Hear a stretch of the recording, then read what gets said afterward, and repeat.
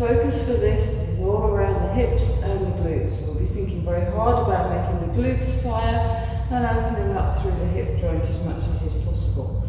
So starting from a good box position where the shoulder girdle and the pelvic girdle are level. Once again, if you're not sure whether that's happening, go to an extreme where you know they're not.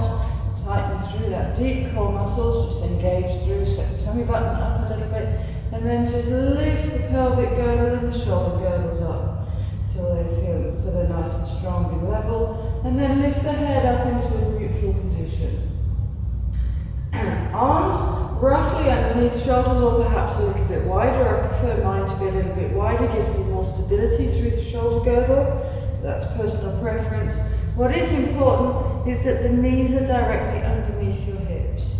So just to make sure, what I mean by that is that the legs are vertical. The thing to avoid very much is that the legs haven't come together and they haven't splayed particularly, so we're looking for a good box position. So in our starting position, tightening through the tummy, you can straighten one leg, keeping the toe tips on the floor, and lengthen the leg away, and then thinking about the glutes. That's the buttock of the leg that you straighten. Squeeze it as you lift that leg up into the air, as high as it will go, and back down and kiss the floor. Keeping that tummy nice and tight the whole time. The leg lifts up, squeezing, recruiting through those glutes. An option, if you wish, is to take the opposite arm through into a nice straight position.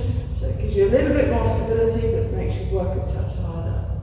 So before you lift, engage, tighten through those glutes, squeeze that buttock, lift that leg up as far as it will go, and back down. Again, engage. Always spend a moment or two for a pause at the bottom. Otherwise, it's very easy to drift into just kicking the leg and chucking it up in the air. When we change sides, exactly the same process. Leg goes back, toe tips on the floor, engage the glutes, so squeeze the buttock of the leg that you're going to lift, and up it goes nice and high.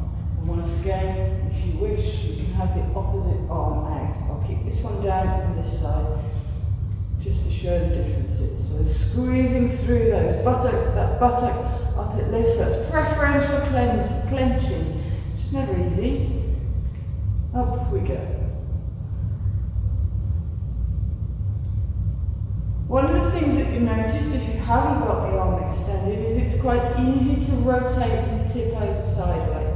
So I'm really making sure that I stay nice and strong through the core to avoid rolling over sideways.